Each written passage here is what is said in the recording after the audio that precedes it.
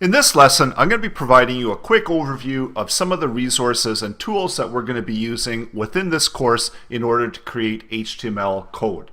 So the good thing about HTML code is that it actually just runs in your browser. So HTML, CSS, which is used for styling of web pages, and JavaScript, which is used for create dynamic interaction for web pages, all of this gets rendered out and run through your browser. So you don't need any special tools in order to create and practice HTML. So that's really the good news. And as a matter of fact, as long as you've got a Chrome browser, you can actually create and update your HTML code directly within your browser. So the first thing that we need to do is actually create an HTML file, and we're going to start out by creating index.html, and this is going to be essentially our default file that the browser is going to know to go to and render out a content within our web page. So we're going to be showing you how to create your own index page within the next lesson. So to finish off about the different tools that there are out there, so there's a lot of different free editors. You probably already have something on your computer right now that you can use in order to render out and create HTML code. If you're looking for a good text editor, which is open source, provided by Adobe, so no cost to it, and it's a really good editor when you're starting out, and you can create a lot of really cool things with this editor.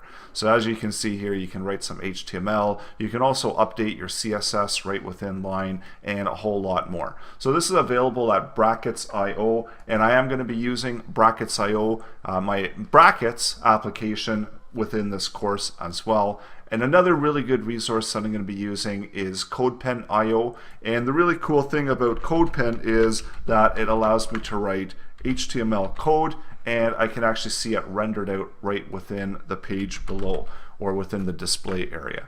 And as mentioned before, CSS and JavaScript are also available within CodePen, and whatever we're typing within our CSS. So after you look at HTML and you understand the basics of HTML, you can progress to CSS and add in some styling, and then of course JavaScript for some dynamic interaction. And as you can see here, we're focusing on HTML within this course. So I've got some basic HTML in there. I can also change the views here. So if I want to have a side view here in the display area here on the right hand side, I can do that as well. You can also minimize the CSS and JavaScript and really focus just on that HTML. So then as you see, whatever you write out here on the left hand side, then you see being displayed here within the right hand side. So any changes or any HTML syntax, and of course we are going to be covering this H1, so this is heading 1. So there are different types of headings, and these are just pre-styles for the output text. And as you can see, once I type that here, shows up here on the right hand side. You can also save here on CodePen, and this gives you the ability to access at a later point. Just keep in mind if you're using the free version that this is publicly accessible. So basically, these are the resources that we're going to be using. So CodePen and Brackets.io, and we're going to be creating out, and also Chrome as our browser, and these are all the only tools that we need in order to show you and demonstrate how you too can start writing out your own HTML code. So in the next lesson, we're going to dive right in and start looking at creating HTML code and creating our first HTML template. This lesson, I'm going to show you how to create an HTML template, and we're going to get into the basics of what HTML is. So first of all, we actually need to create a file in order to write our content into. So I'm on a Windows machine. This is where I'm going to be creating my index page, my index.html page.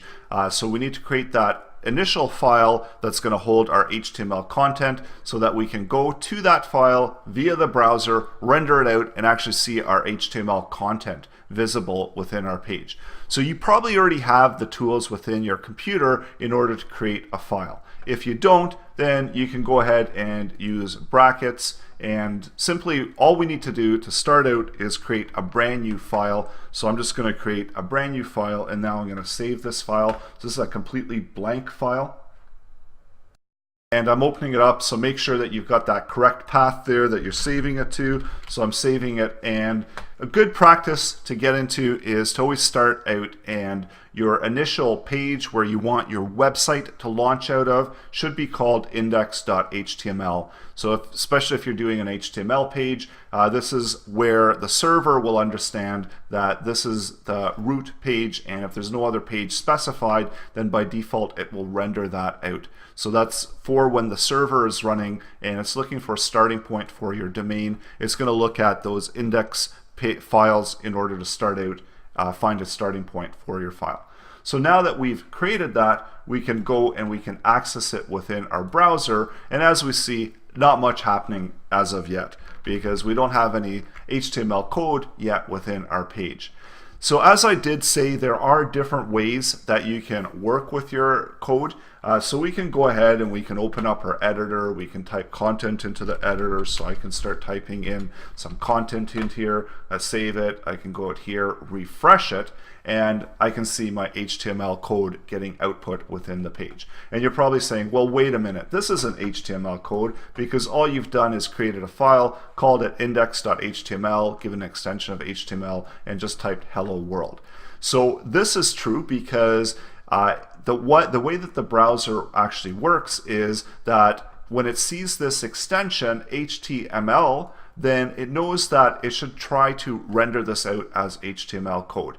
And if there's no HTML wrapping that code, then it just reads it as regular text that you want to output within your web page. And that's why we're able to see hello world as I've typed it in.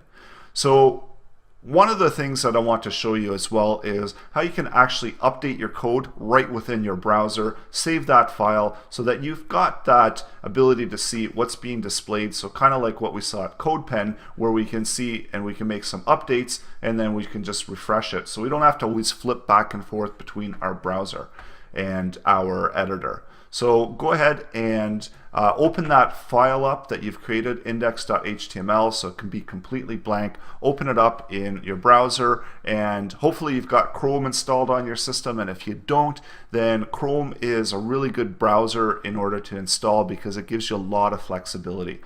So let's go ahead and open that file up in Chrome, and within Chrome we've got what's called our dev tools, and you can open this up. Again, I'm on a Windows machine, so I'm Control-Shift-I, but you can also open that up within Macs. You can go into the settings here, and you can go under More Tools, and you've got Developer Tools as well. So a number of different ways to access that same console, and when you click that Developer Tools, you're going to see that you've got this developer dashboard that opens up, and so you've got a number of tabs here at the top. You've got Elements. So basically under Elements, we see all of our code. So I've just made it bigger as well in order so it's better to see it within this course. But within Elements, under the Elements tag, you can see that you've got all of the source code there. So it's automatically, as mentioned before, even though I don't have that in the source code, it's actually trying to add some HTML. And I'm going to be explaining this as well as we progress through the course, or we progress through the lesson. So there's a number of other really important tabs here within browser tools, and the other one that we want to look at is sources. So sources gives you a full path to where your file is located. So we see that this file is located on my K drive under the folder websites, under folder course, and it's called index.html. So it gives me the full path. And the really cool thing about Chrome is I can add a folder to my workspace. So I just right-clicked it here. So you can just click it and select Add Folder to Workspace. And once we do that, so I need to make sure that we specify that folder that I want it to add in. So let's go all the way down to the folder and just click OK. And it's going to ask you to give you access to it. So again, make sure that you don't expose any sensitive information, because now this is going to get communicated through the browser. So I'm going to go ahead and select Allow. Now I can go down to the different folders that I've added here. I can select that index file. So I can close this one down because now we can work off of this one, and I can go ahead and make an update, save it, refresh it, and I've got my update live. So we're all set up and ready to go now to start typing some HTML code. And of course, if you want to work with your editor, you can work with that as well. So it actually doesn't matter where you're placing your HTML code because it's going to be the same file. So this is just different ways that we can access the file and type in our HTML code. So in the next lesson, we're going to jump into starting our page template. So this is going to be a default template that we can use over and over again, and we can use that in order to help better structure our HTML code. So that's coming up in the next lesson.